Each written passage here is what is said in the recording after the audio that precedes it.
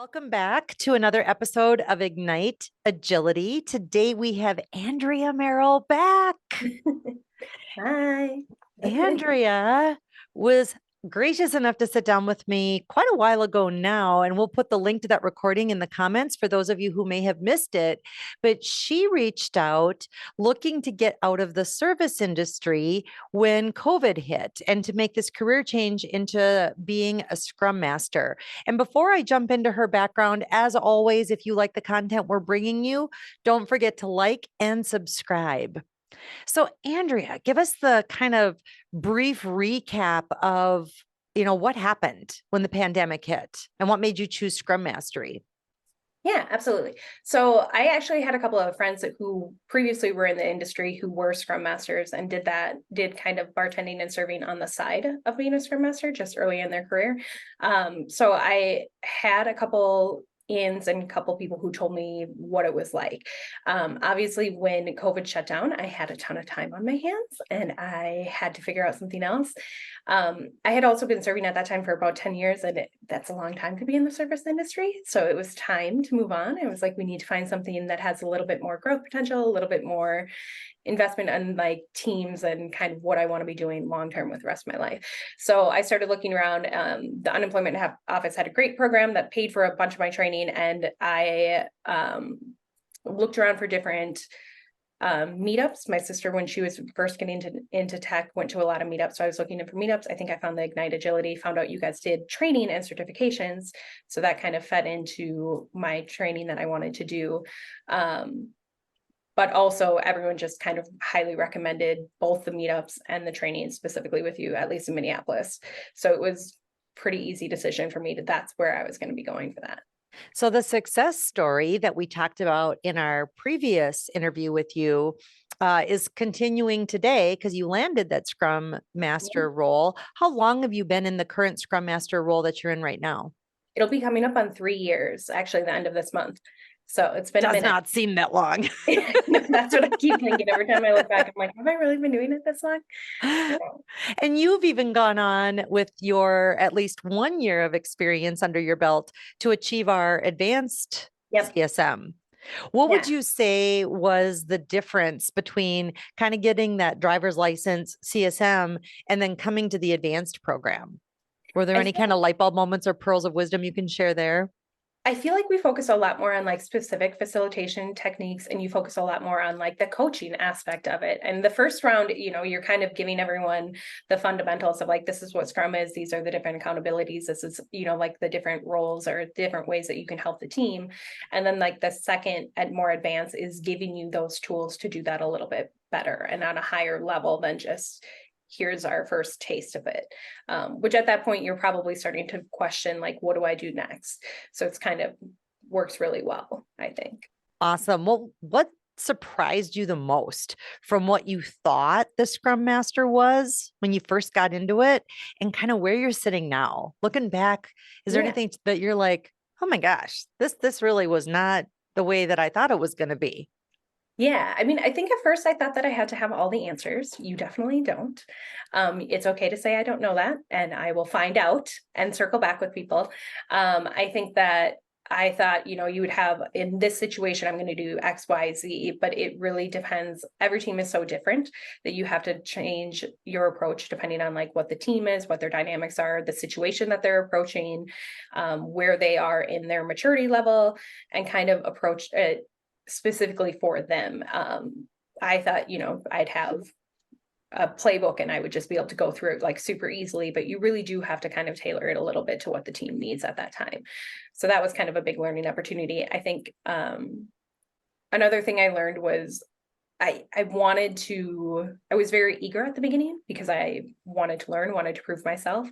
And so I kept getting like a little too hands-on and taking that step back and letting the team do things for themselves or kind of come to realizations on their own rather than me force feeding something that I observed. And I was like, oh my God, this is it. This is your answer right here. Even if I knew it, helping them like come to the realization on their own, I think was far more helpful. So Is there anything that you, looking back, would have done differently in your pursuit of landing that first Scrum Master job, or something that you wouldn't change, right? Equal opportunity there. Things I wouldn't change is again the networking. I still go to the networking events all the time. I honestly think that like early on you need the advice and like hearing how other people will handle situations better to like kind of increase your own background or understanding or things that you can pull from. You can say, oh, I, had a similar or heard someone else had a similar situation. Why don't we try this?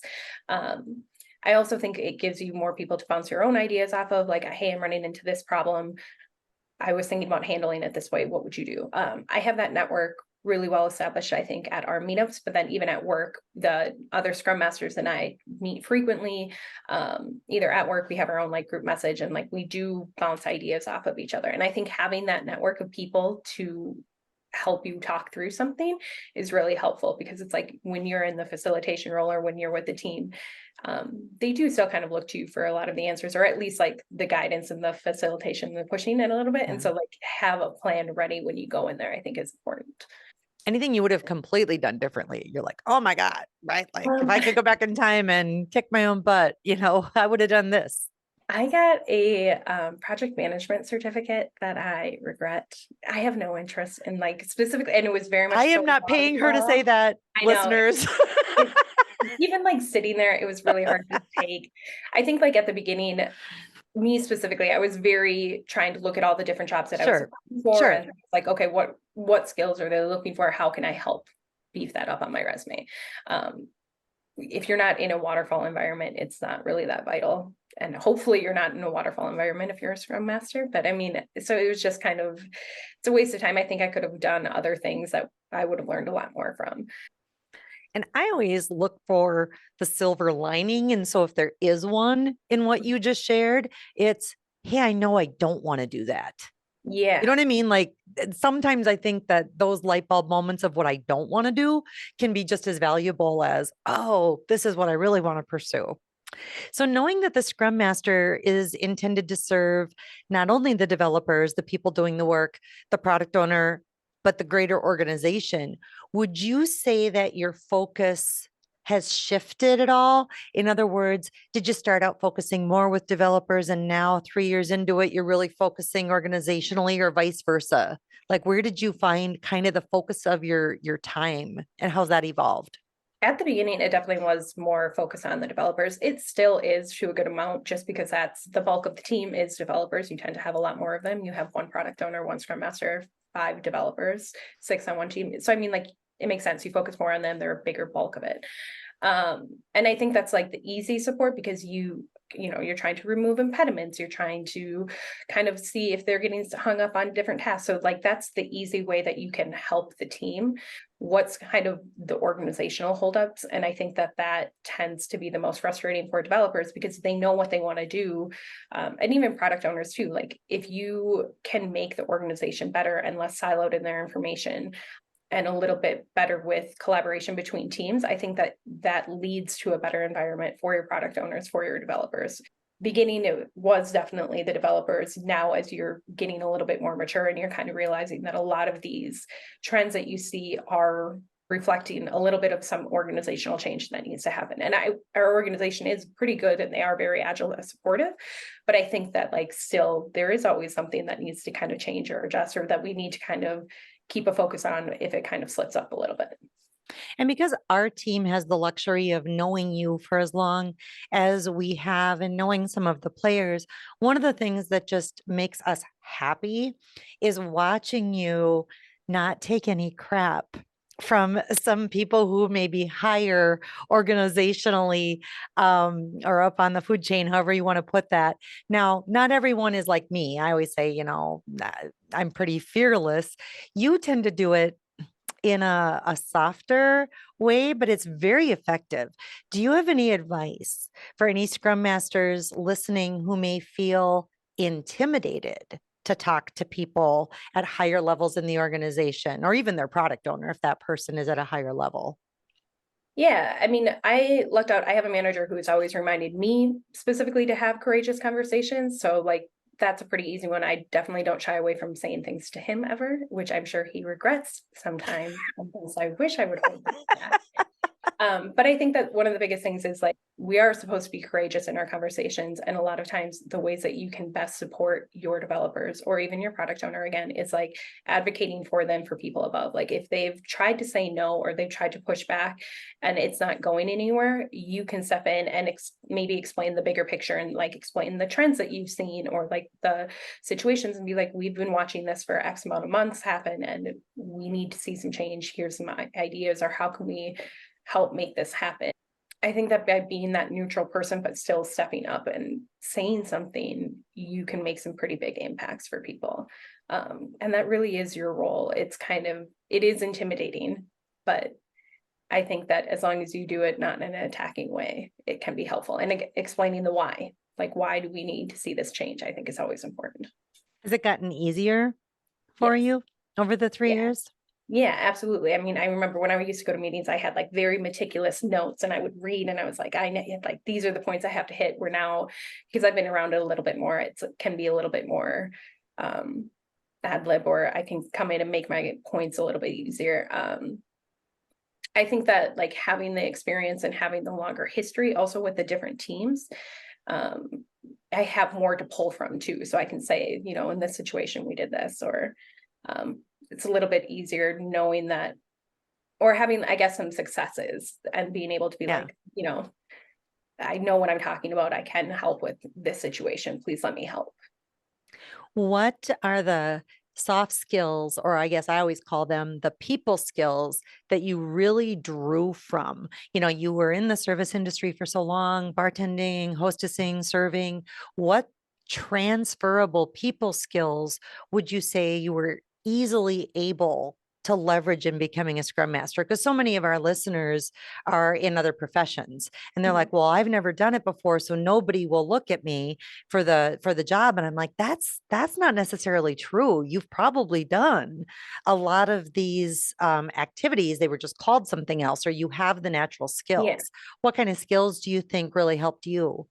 Team building for sure, and like creating like a sense of camaraderie between everyone. And like that kind of tends to lead towards increased sense of vulnerability. People will share a little bit more.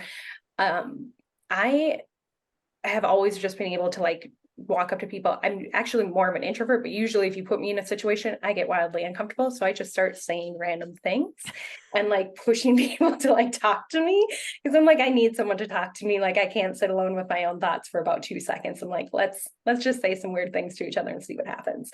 And so it actually worked really well to like, I feel like both my teams really connected pretty quickly.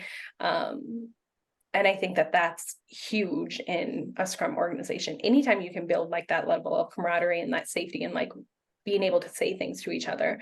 A lot of our team questions at the beginning of retros of the icebreakers and everything are kind of weird. And like they do kind of tell you a little bit more about each other, but they're really fun. And I think that that helps a lot. I've also never, I think at previous places, I was always in a training capacity. So training capacity is very similar to coaching in my mind. Like I think that if you're training, you're showing people how to do something. And then I think that if you can look for ways to improve either the training or the process, because you know it so intimately, you can coach others on how to do things well and how like the ways to kind of streamline the process. So I think that anyone in a coaching, or I'm sorry, a training capability, I think that that's incredibly transferable to coaching, because that's what you're doing. You're giving them that skill set that they need to succeed. So I think those are always really helpful. And there's a couple things our listeners may have picked up on. Both you and I have said the word role, and I know the Scrum Guide now calls it accountability and doesn't say role, but the greater world tends to use that word role. So we tend to fall into that. So it's helpful for people to connect those dots. But secondly, they may have heard you say teams. Yeah. So, can you just provide context? And then I'll have some follow up questions for you on that. Is it two separate product owners with two separate teams of developers, or is it one product owner with two teams of developers? I have two teams with one product owner for each one. One team technically has a second product owner, but it's for an application that doesn't get touched very often. So she steps back and will Mm. step in. So it's kind of that application or product doesn't have its own dedicated team, but it does in the sense that when some work needs to get done, then the focus shifts to that and then she steps in. She's also the product manager, so one step above our product owner. And so she is still involved or kind of aware of what we're working on, but she definitely she knows to take a step back if it's not her specific product. But definitely we have one dedicated product owner and a dedicated team to everything. So it sounds like we're adapting based on priority is Yeah, what I absolutely. heard out of that. And Yep. then context is everything. And Mhm. so if somebody in an organization that's publicly traded with 10,000 employees worldwide is listening to that, they're going to be like, "See, the Scrum Master can have more than one team." So without, airing anything about the company specifically, let's just talk ballpark. The department that you're in is roughly how many people? I think it's 30, if we're not counting like system admins, which are running as Scrum Right. teams now. It's probably 35 people, give or take, max. Right. So small. When we Yeah. talk, relatively small. Yep. And knowing that there's an acquisition that has occurred, we don't really need to talk about that part of it. The day-to-day operations of your company, I mean, how many people ballpark? Um, so Yeah. company wide, I think we're around 450. 450 people for our Yeah. listeners. Yeah. Yeah. And I wanted to make sure you and I highlighted that because in small organizations, and especially ones like yours, because you said, hey, we've been doing this a long time, at least over 10 years that I'm aware of. So Mhm. there's a maturity level that's also there that I don't see in organizations that are just starting out. And so I wanted to make sure some of our listeners knew that so they weren't like, oh, well, look at all the scrum rules she's violating. No, she's not. She's Andrea's in a context where, there are some nuances Yes. compared to super big Mhm. companies. So with so many companies then, that are huge in the last year, at least here in the Twin Cities area, they've kind of pulled the cord on the Scrum Master job. Everybody was tightening their belt, money was tight, and you saw headlines where big retailers cut anybody who had the word Scrum Master in their title. Um, I didn't see that happen in smaller organizations like yours. So maybe there's a couple things at play. Maybe there's way too many in industrial contextual factors there, but Mhm. maybe in your organization, scrum masters like you have done a good job of showing your worth, showing the value of that position. And what kind of thoughts do you have for our listeners on, hey, if I really want to solidify my position so that my name doesn't come up or my position doesn't come up on the chopping block when times are tough, what can I do to continually show that I'm adding value as a scrum master? Yeah, absolutely. I think kind of a topic that we touched on earlier, that service to the organization is one of the biggest things, because I think that that's what you would lose if you lose a dedicated Scrum Master to your teams and just have someone either fill that accountability or host of retros or kind of make sure the meetings happen. If you think that's all that role is, I think you're losing the neutrality that comes with the Scrum Master, the person who kind of step back and look at the whole thing. I think that you're losing someone who can direct their focus on either the developers, the product owners, or the organization, whatever needs it at that moment. And you're drawing attention from what that person could be doing. I've talked to some people that have work on teams at other companies in the area, and they don't have product, or they don't have scrum masters, I'm sorry. And some of them are developers and like, all I do is sit in meetings because they're kind of fulfilling a role. And it's like, well, if you were able to kind of focus a little bit more on just development work, I think that would be better for you because that's what you want to do. And if you had a scrum master that could kind of help focus you and help kind of shield you from unnecessary meetings, that would be really beneficial. I think that then you have another friend is product owner who is frustrated from lack of change in the team that she has, and that conversations that she's having aren't really going anywhere because it seems more us versus them. And I think if you have someone who can step in and kind of facilitate that a little bit better, again, the biggest benefit being a scrum master, you're neutral, like you are able to step back and kind of help bring the two parties to the same field. Every time I talk to people that from organizations that don't have it, I'm like, you would benefit from having a scrum master. And I think that it's short-sighted to not have them.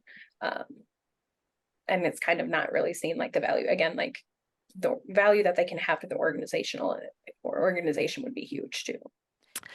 So earlier you mentioned learning a little bit more about facilitation in the advanced certified Scrum Master. What has changed in terms of your own focus as you've matured in this accountability in terms of doing more facilitation than you did at the beginning, like actively listening, helping people who are not understanding each other? What has changed there with your focus on that, providing that value of facilitation to the organization? Yeah. So at the beginning, I think I kind of shared already that I was really trying to be more hands-on and have all the answers, and that was really hard.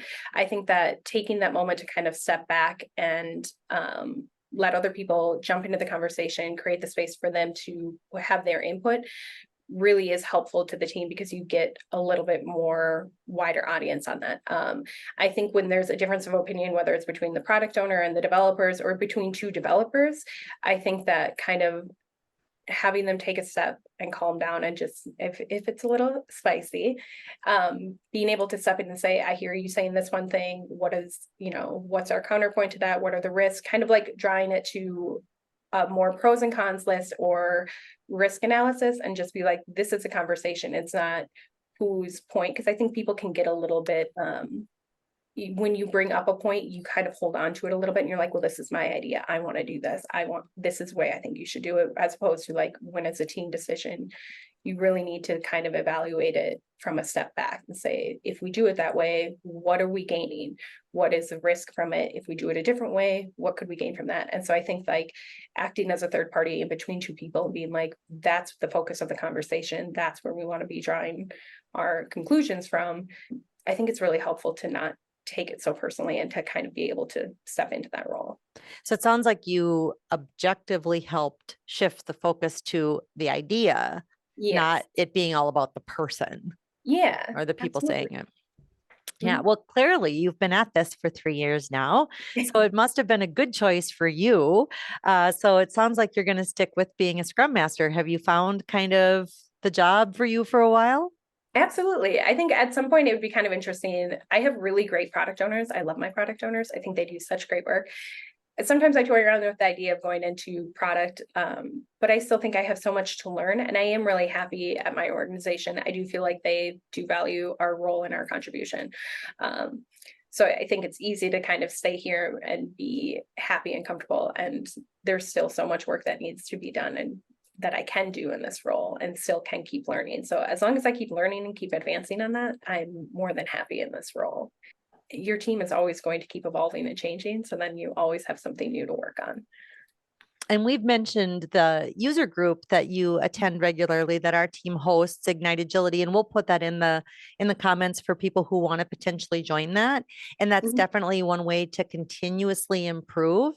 Are Yeah. there other things that you engage in that might help other Scrum Masters listening who are thinking, well, I don't want to fall into a rut, and I do want to keep thinking of ways to spice up retrospectives or whatever. So what other tips do you have for continuously improving as a Scrum Master? And they don't necessarily have to come from the Agile or Scrum community either.